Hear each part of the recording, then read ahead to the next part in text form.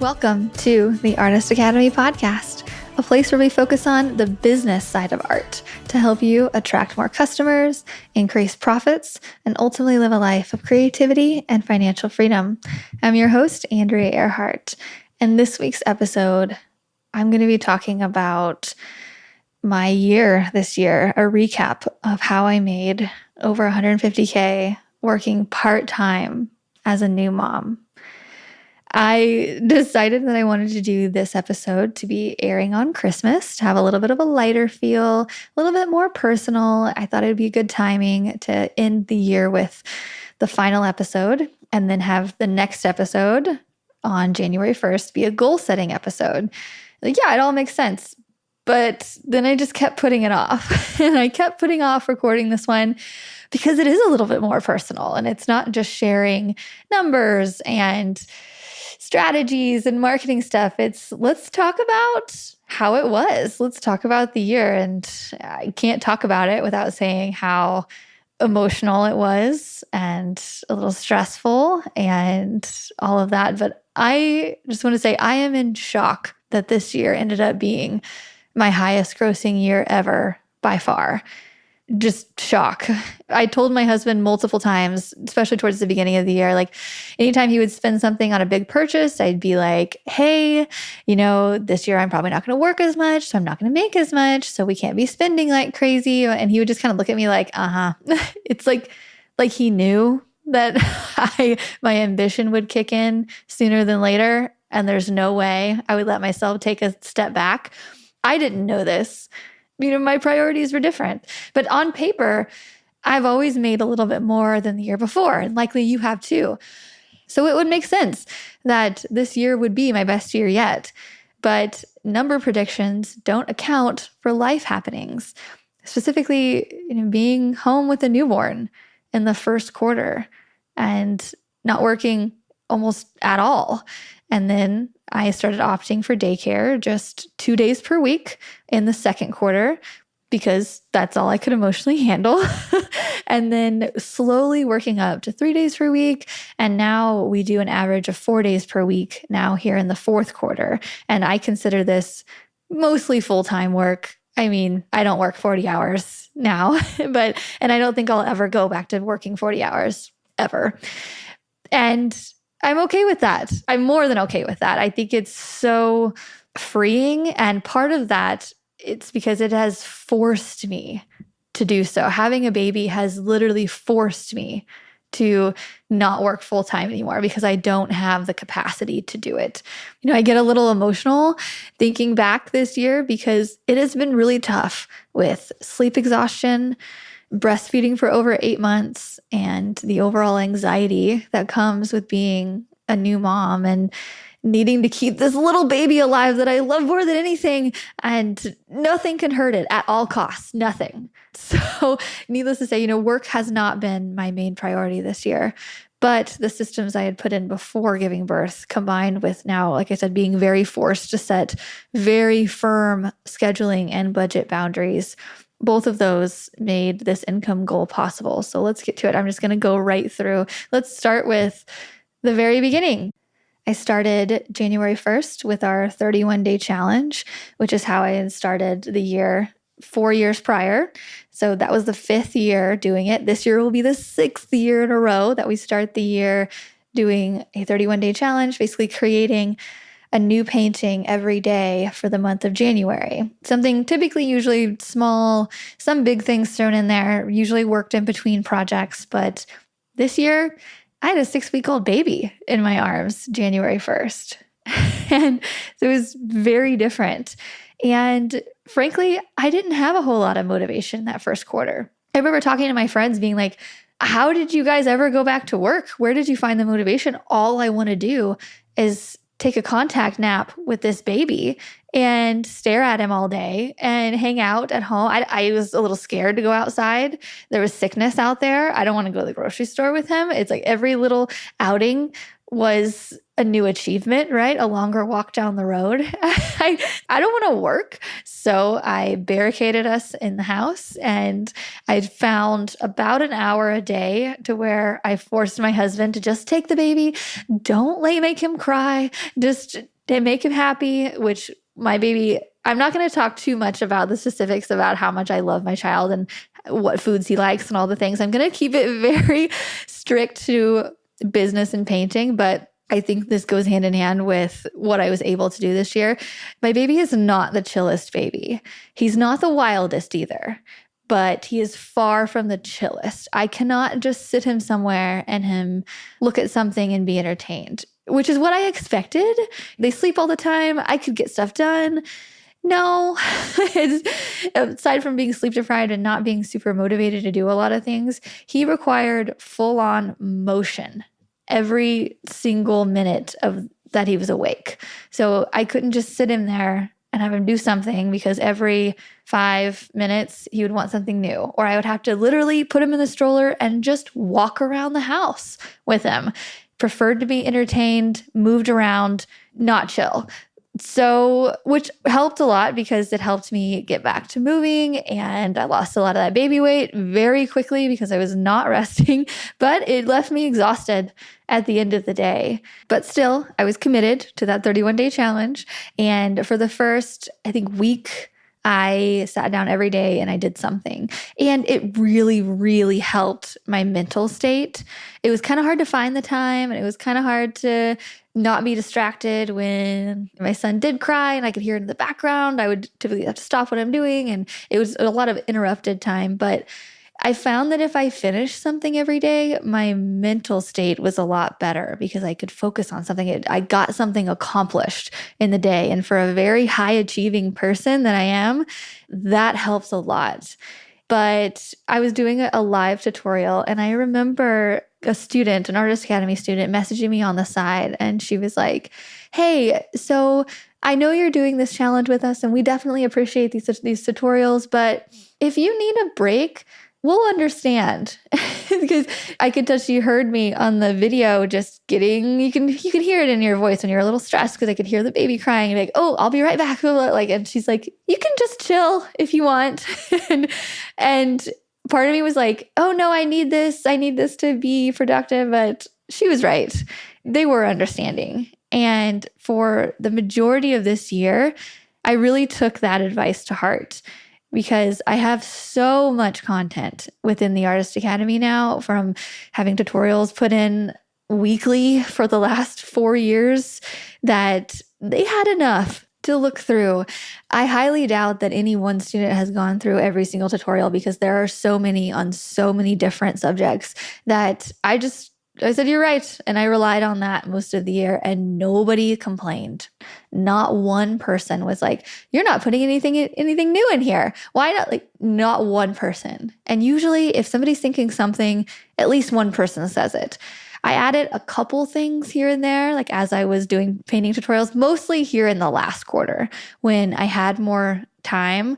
I'm back to popping on live when I'm doing a painting tutorial or a mural or a piece of business advice. I just ran a marketing strategy here in the fourth quarter that I got on live, and I showed them exactly what I was doing and everything.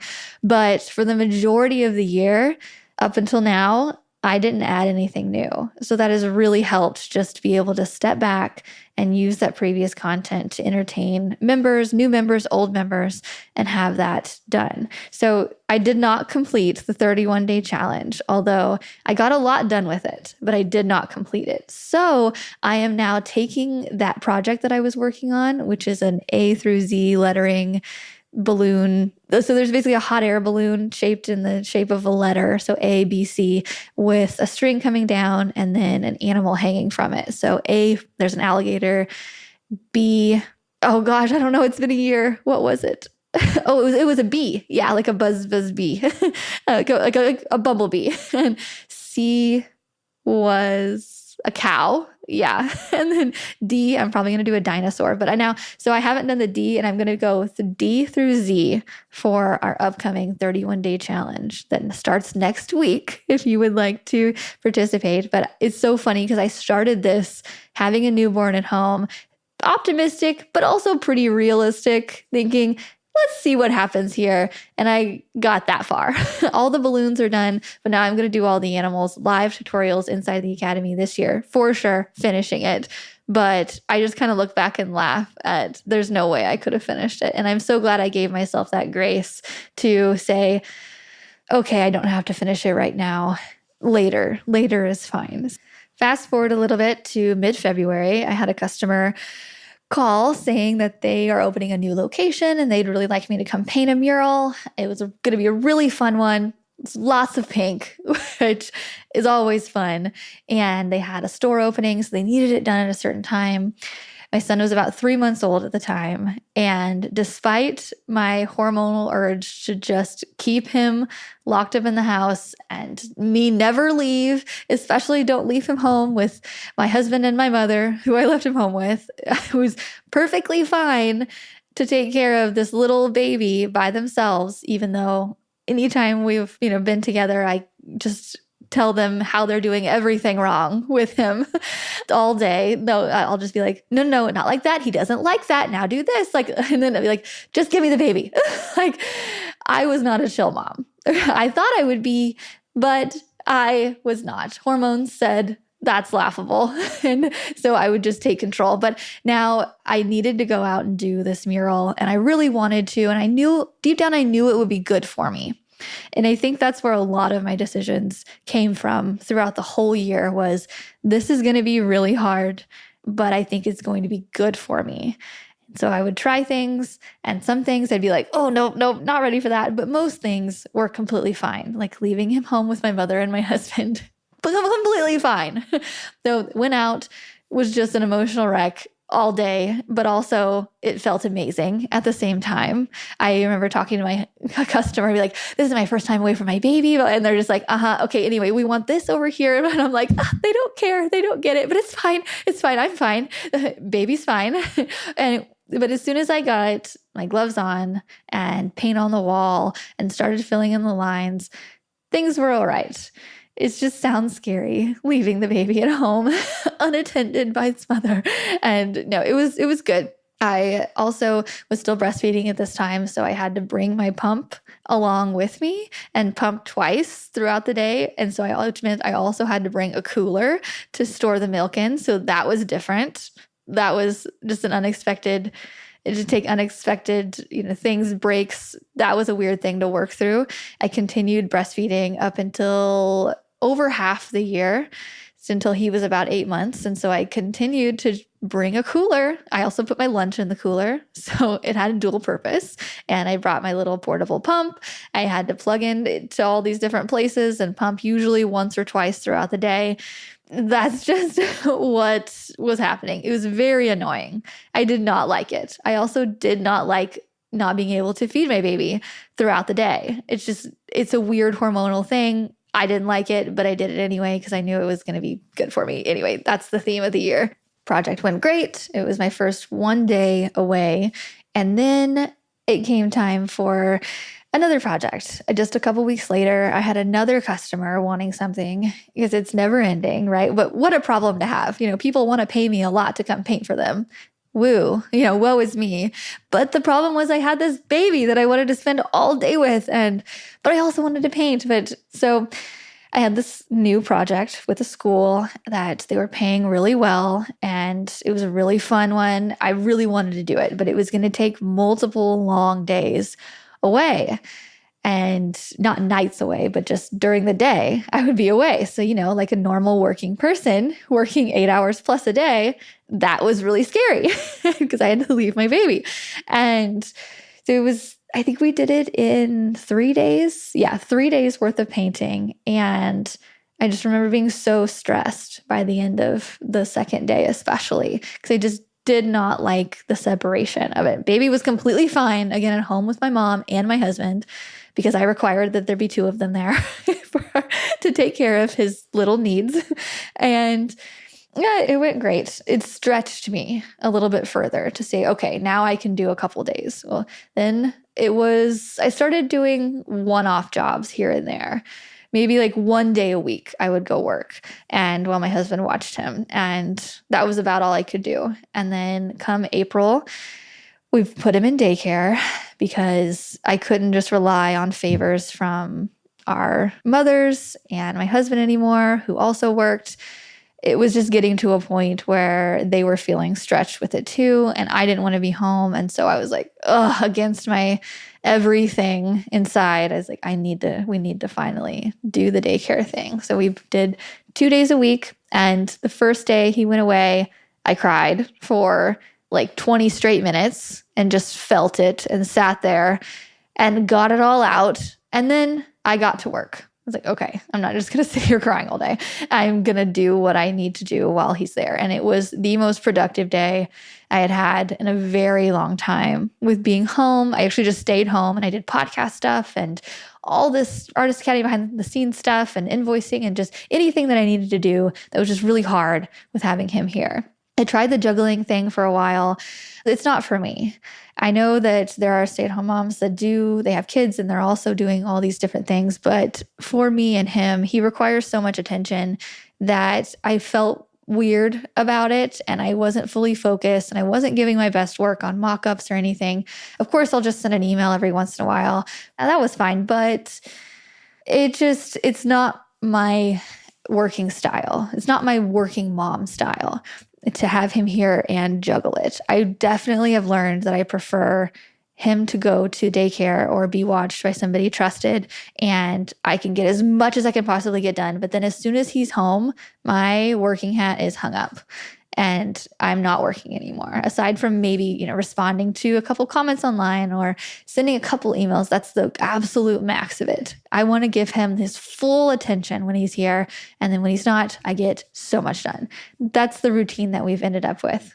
But I've learned the hard way in finding that out because I thought it would be a great idea to take on 5 artists to one-on-one mentor around when he was about 4 or 5 months old.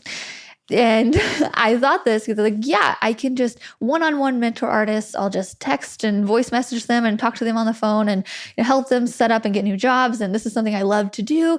And I'll be able to stay home with my baby. I never have to leave the house, which it's so safe within our walls. And so I can just keep him confined right here, like my hormones were wanting me to do.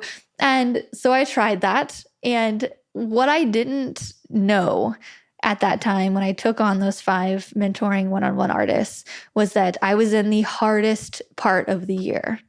The 3.5 to 6 month part. So when he was 3.5 to 6 months old, he did not sleep very well at all. He had teeth coming in. He started to get sick from going to daycare, and a combination of those things and a sleep regression and everything, sleeping was not happening. He was not happy unless he was attached to me. Like that time was really hard. I got the least amount of sleep that I had ever gotten in my life. And we figured it out. His teeth came through. He started to build immunity, and we did a little bit of sleep training to get him off of me and sleeping in his own space. And eventually he was sleeping 8 to now 11 hours straight at night, most nights. Not every night, but most nights. And now looking back, I just think it's so laughable that I tried to take on so much during that time, unknowingly that was the hardest time as a new mom for me. The newborn stage, it's hard because your body's healing and I was sleep deprived and all the things. But after that, it got pretty easy. And then bam, sleep regressions and all the things happened. But since then, it's been, I don't want to say easy because there's definitely some hard weeks. Like actually this past week has been kind of difficult because he has the rest of his teeth coming in and is not wanting to sleep very well. But aside from, every once in a while, the last 6 months, the third quarter and fourth quarter of the year has been pretty easy. And going from staying home with a baby and being scared to leave the house to not sleeping to now he goes to daycare 3 to 4 days a week and he sleeps during the night. Like parenting is kind of a piece of cake now. most times. Now that I've got it figured out, it's not that hard. But thinking about introducing another baby onto it just makes my mind explode. Mostly just having to go through those first 6 months. It was pretty difficult. And having to do it again with a toddler, I mean, hats off to all you moms out there who are doing that and have done that. I'm sure I'll do it and I'll figure it out. But you guys are superheroes. Everybody that has more than one, I look at parenting so much more differently now, especially the people who have multiple kids, especially. It's just they're just little jobs. They're little extra part-time side jobs that you have to juggle on everything. And it's possible, but the first 6 months was tough on me. And I think some people will come up to me and say, oh, that time before they're walking is the easiest time. That's my favorite. Not me. Now that he's walking and I don't have to carry his fat chubbiness around. He's huge, by the way. I don't know how two small people, I'm a very petite person. I have a giant baby. So just carrying him around was just so exhausting. But now that he can walk, he's getting into everything, but he can entertain himself. This is definitely my favorite phase so far. And I know every parent will tell me, oh, it gets easier. Oh, it gets better. I understand. But right now is so much easier than 0 to 6 months. That's hard on me. Okay, anyway, back to some strategy and business tips so you can maybe gain something from this. But the overall thing that's happened this year is from my limited amount of scheduling time and just lack of want to leave my baby, it's really made me prioritize projects and budgets to where I don't know if I would have been able to work this little amount and make this much if I didn't have a baby. And I'm not just saying that. I really think so, because for so many years, I have raised my prices and I was like, okay, I'm really going to be firm this year. But this year, it forced me to. I put out some giant bids. So for example, normally I would price a project maybe at $2,000 and it would take me, a couple days or whatever. But this year I was like, I don't necessarily want to leave. Maybe I don't want to take him to daycare unless I need to. So a $2,000 project, I'm going to price that at $3,500. And if they say no, then that's fine. I'll just stay home with my baby. I have some other things that'll probably come up. I wasn't worried about it, but it forced me to do that. And it wasn't necessarily a sales tactic. It was just coming from what felt good. I wasn't overcharging. I wasn't just price gouging people. I was still giving a really good competitive rate, but just on the high side, and to where I was totally fine if I didn't get it. But the ones that landed, and I was able to make a lot in very few time. So for example, lately, this dream job that I got, which I would love to get these over and over, it was a travel job that's in Kansas City, which is about 2.5, 3 hours away from here. And so I really did not want to do it, right? I don't want to leave for days, leaving for just the day, but still getting to spend the morning and the evening with my son. That's fine, right? But leaving locations and having to spend the night in a hotel, not my favorite thing. And I will typically say no unless they're paying me just a shit ton of money to do it. Then I'll go. And then I'll take a couple days off when I get home to really spend some extra time with him then and make up for it. But this job, I scheduled it to where I would go up for 2 days and I would make about $4,000 in those 2 days. So that's all I would work that week. And then I would have a week break. So I would come back and I would just do some local jobs. And then I would go back to Kansas City because this job didn't really needed to be done at a certain time. And they actually preferred that I scheduled it out and did little bits here and there. So every other week I went up to Kansas City for 2 days and worked worked my butt off, right? Painted like a crazy person and fast and as much as I could. And then I came back and I was home in time for dinner on the second day so that I could do the family thing. And I was just able to make enough money in those 2 days to last the whole week. And that is what my scheduling is like. That's what it's going to be like for next year. The goal is at least $1,500 for the day, but the goal would be $4,000 for 2 days. And I usually have a helper, usually a beginner artist that I can help fill in the lines and just do the very simple stuff. So that helps take off a lot of time. So I pay them $100 to $200 for the day, and that's my schedules. And if something doesn't land within that $1,500 for one day or $4,000 for 2 days, I mean, I've done several like $3,000 for 2 days jobs, or maybe even slightly less than that, but that's the goal. And if they don't land within that, I say no. And I just am confident that with my years of painting that I will get a referral, or somebody will see my social media or something. I'm going to get another job that will land within that. But I'm really firm to it because I get so many opportunities, like piles for $500 window jobs or $300 this or that. And I say no to 99% of them. There are some exceptions. So last week, actually, I did a nursery that was a woodland themed nursery. I did that for $1,200 for the day. It took me 6 hours though, and I really enjoyed it. So I'm going to take on, ones like that every once in a while. But in general, if it doesn't make within that $1,500 to the goal being $4,000 for 2 days, then I'm just saying no, because what happens there is that way I'm working only 1 to 2 days. I'm painting, and then I can just hang out for the rest of it and pick up my son early or not take him to daycare that day. Or I can focus on the Artist Academy and making it better, or just relaxing.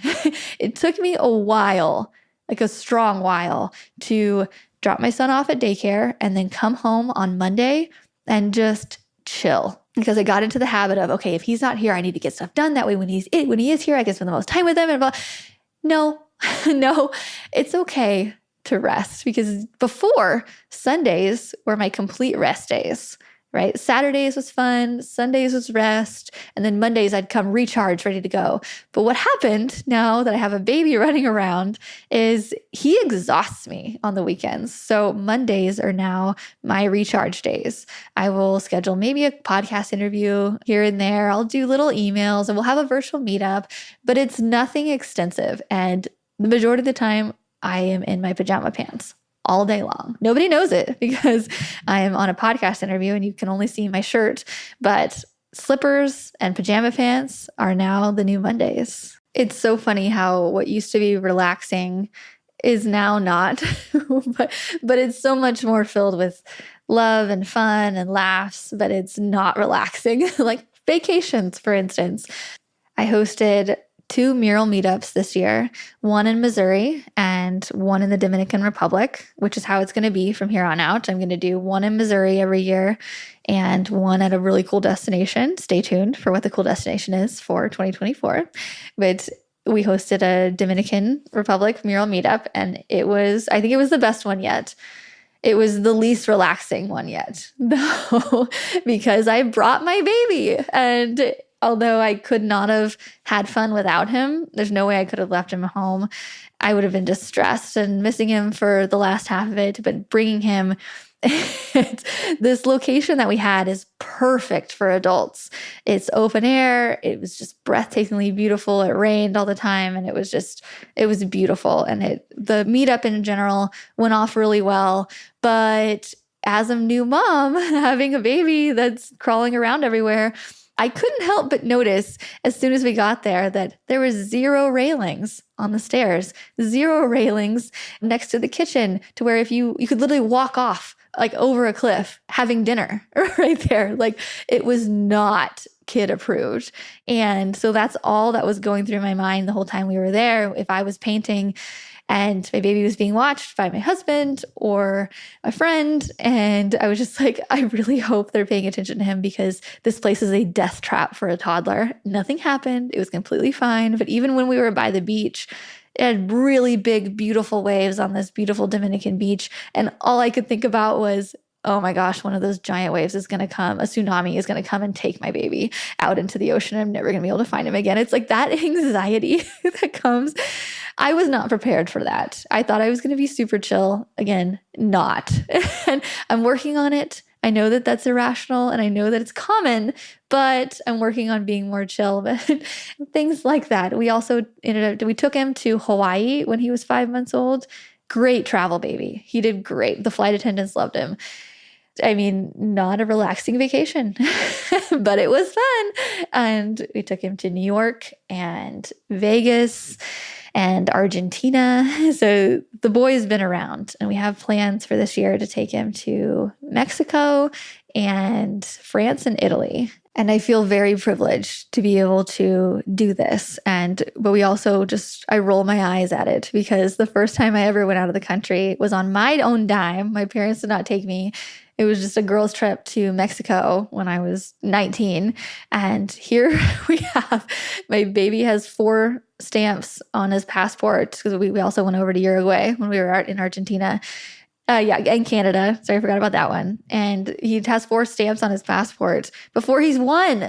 Like, what? So I'm making him a little memory book. Anyway, okay, enough on the baby talk. Back to business. Overall, this year, I traded working weekends and 50-hour weeks of painting for working only 4 days a week now and spending every single weekend with my child. As a recovering workaholic, that's a really big deal. I worked a lot of hours to get my business set up to where it is now, where, just to talk numbers, I make about 50% of my income now through the Artist Academy, so coaching other artists to do what I do, and about 50% of it through murals. And I've done a lot of work to prepare for both of those things and set my business up for now getting more referrals and being able to charge more and all of that. But I'm very thankful that I did put in those hours of working really smart for a goal. Everything's about long game, right? To now not having to work on the weekends.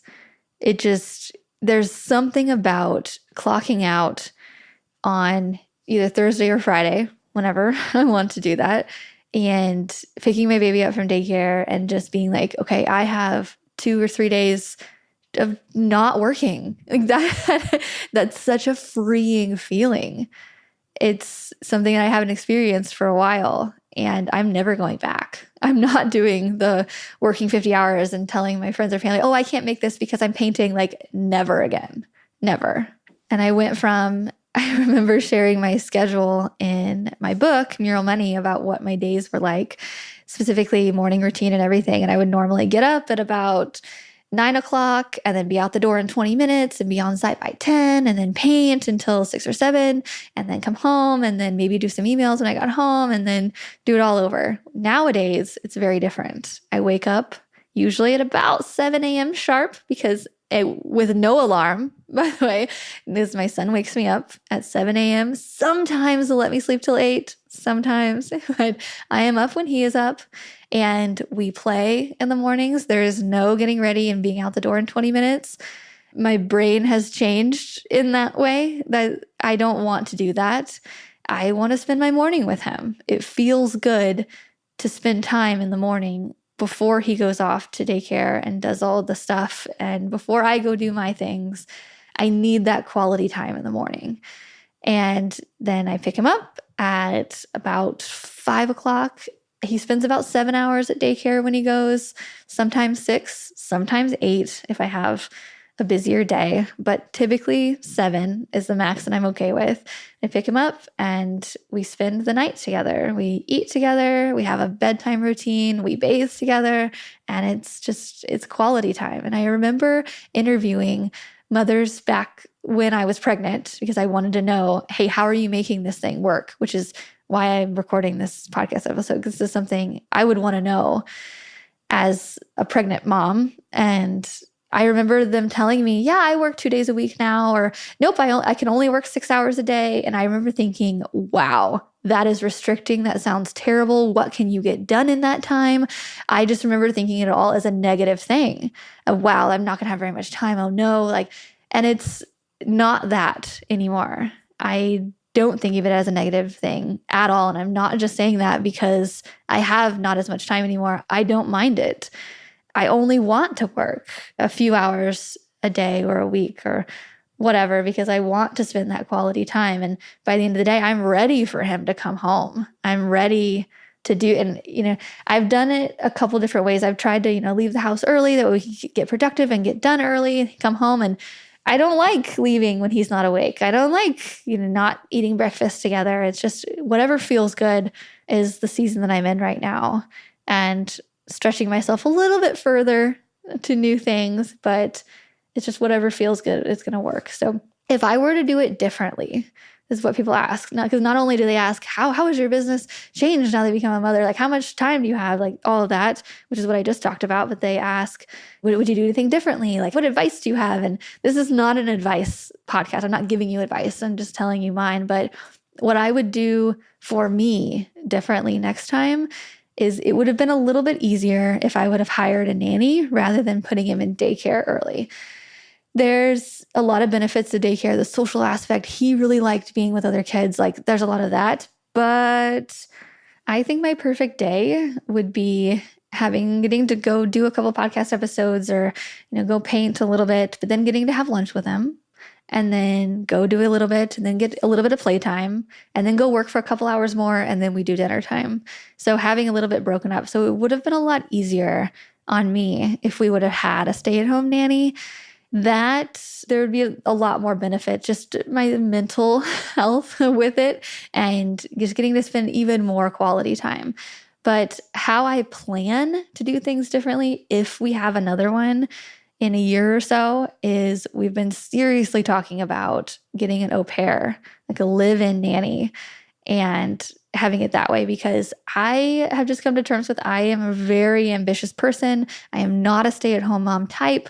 And I mean, absolutely nothing downing that. That is the hardest job. And I can't do it. I can't do the stay-at-home mom thing. I'm physically, mentally unable to be happy like that. And I've come to terms with it. I need to lean into my ambitious self and motherhood and putting them together. And I think the best way to do that is to have that live-in au pair, stay-at-home nanny incorporated some way if we have another one.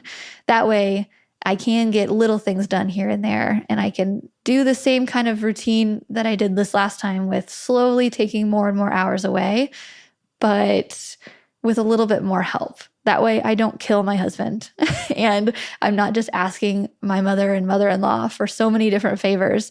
We can have somebody here to help. And making a lot of money here recently, I do. My husband makes more than I do. And I think that I know that there's privilege with that, I realize, but using it to be happier. And then that way I can also make that back, hiring and then making back income. That's what it's all about in a business, right? But I think having an au pair, I would make way more than that as an investment, and I would be happier and everything would. So we'll see. We'll see if that's how it goes. Theoretically, it would be great. I've talked to a lot of people who have done it and they just rave about it, because a lot of people are like, how are you doing it all? Like, how are you doing? And I'm like, I have help.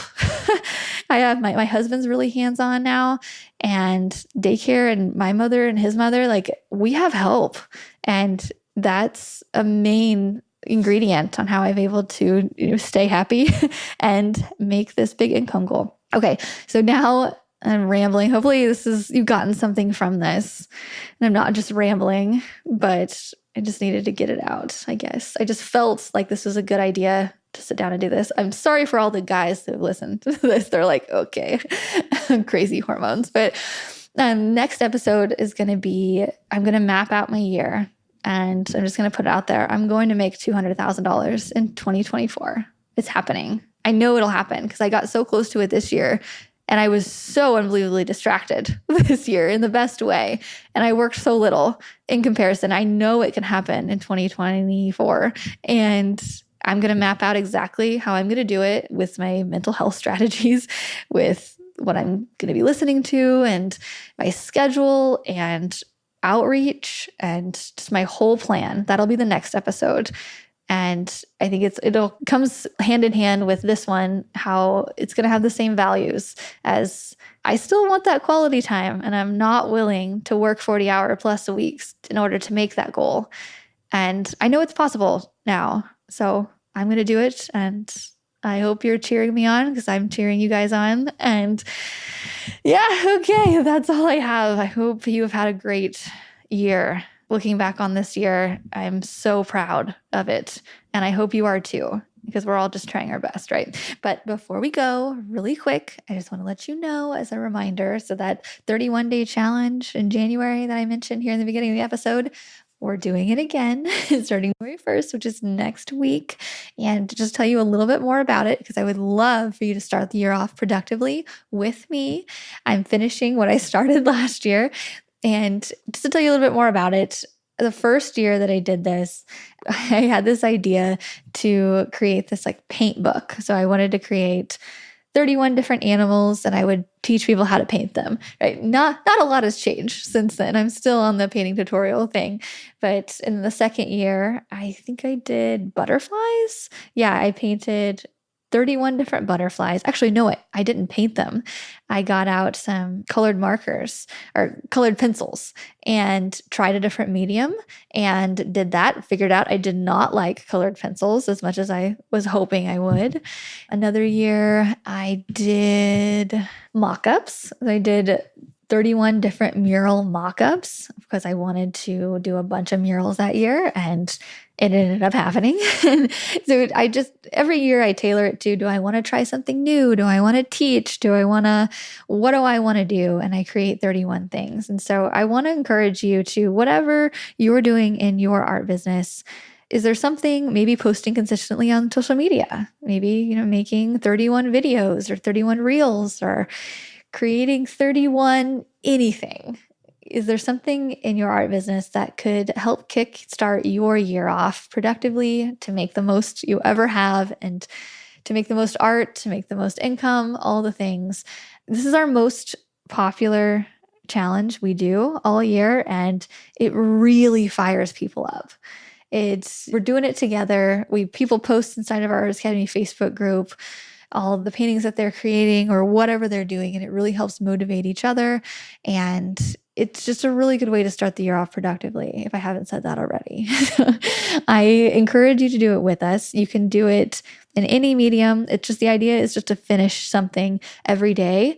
Or if you can't finish something every day, at least have 31 things done by the end of the month. So some people pick 2 days and they do 7 things in those 2 days or whatever. I tend to do 1 thing per day. I think it's fun. But if you would like to participate, go to the link here in this episode. You can get even more information about it, and you can sign up to receive email updates. But the way to really get started with this is to figure out what you're doing, plan, maybe have a couple ideas of the first week at least, because it's really hard to start from scratch every single day. So back when I did butterflies, I found a bunch of pictures of butterflies and put them on my album on my computer. And it's like, okay, these are going to be day 1 through 14. And I'm just going to pick from those, the ones that I really liked, whatever one I wanted to do that day. And I went out and bought canvases on other things, and I got prepared. So I didn't need to go buy the colored pencils on that day. I already had it. And so just planning is my first tip. But the other one is announcing it. Announce it to your Instagram followers, on your Facebook, everywhere, and get that social accountability going. Tell people, hey, this is what I'm planning on doing. Ask them for input if you want that. I'm planning to do 31 animals. What animals do you want to see? Like today or this year, I'm finishing my balloon animals. So it's going to be A through Z. So every day I'm going to be asking people, hey, what should I paint for W? What should I paint for M? Like whatever, to get engagement. And it gives people something to follow along with. Everybody loves a series, right? It helps to not just experiment and do something you like, but it gets your followers something to follow along with. They like to talk about it. It makes it memorable. And so announce it and see what people are saying. If anything, it helps to keep you accountable, right? Because that's what it does for me. I'm leading this thing, so I have to do it. And it always ends up great in the end. But knowing that other artists are doing it alongside me and I need to be the example for them makes me show up every day. And I do it every year because I see what happens. I see the motivation people get, and I think it could be really beneficial. And this year, just a little bit of added little incentive. My best friend, Samantha Cox, if you've heard me mention this on the podcast before, this is not the last time, but she started this company called Mural Company Products, and she's making essentials for muralists, things to make our lives easier, which I'm like, thank gosh. And her first featured product is the Mural Essentials Kit, which includes all the supplies that you need to start on your muralist journey. So it's a kit full of tape measure and all the things you need. Whenever you're first starting out, you're like, what do I need? I don't know. Well, she put it all for you. So along with having all the essential tools you need to begin, this kit serves as a full cleaning system to extend the life of your materials. This curated product has been created by a muralist, Samantha, for other muralists with the ultimate goal of saving you time and money. So for everybody who finishes the 31-day challenge, so you have to go to the link to sign up, put in your email, and then just post and whatnot. And then at the end, I'll say who completed it, and I'll ask through email and on Facebook and everything, and you'll enter your name, you say, I completed it, and then you'll be put into a drawing to win a Muralist Essentials Kit. And we will draw, we'll have Samantha on, and yeah, so a little bit extra incentive this year. Okay, that's all I have this week, and I'll talk to you next week for our 2024 goal planning session. Thanks for listening to another episode of the Artist Academy podcast. If you like this kind of business talk with tips to help you attract customers, actually get sales, and all the back-end business quote secrets, I want to encourage you to join our Artist Academy Advanced membership. I have a ton of art and business content for you to learn everything you need to start and grow your art business. I've never done this before. But for the holiday season, I'm offering a completely free trial for the entire month of December. So join and not pay one single anything until January 1st. I'm offering this because I know how hectic the holiday season is for everyone. We all have enough on our plate as it is, but I also know that I have a ton of fourth quarter sales strategies within the membership that will help you make even more sales during the Christmas season. So join the membership for free this month, then kick off the start of the year with a bang with our art challenges and all new painting tutorials and all the things that are coming in January. And if you want to cancel before January 1 and only absorb the December free content, you totally can. There are absolutely no minimums to join or leave at any time. Stay or leave when you're ready. I'm also offering a completely free month because I'm confident in my product. I know that when people join, they stay for 6 months to a year and grow their art business with us in the community for that amount of time. And it's so fun to see people start off, especially in January, with that fire, and they watch the tutorials and they put things in action, and they have this community backing them to talk pricing and strategy and all the things. And it really helps. And I've seen it because it'll be 5 years this spring that I've had the membership going, and 5 years of watching artists grow. I was thinking this year, I'm like, heck, I'll just give a whole free month because why not? You can go to artistacademy.co. There's a link here. It's not .com because to buy the .com was just insanely expensive. Somebody bought it up a long time ago and they're wanting thousands and thousands of dollars for it. So I was like, whatever, I'm just going to do artistacademy.co. So if you go to artistacademy.co or just click the link in this podcast description, you can join us for a whole free month of December. I'll see you inside of the Academy and next week for another episode of the Artist Academy podcast.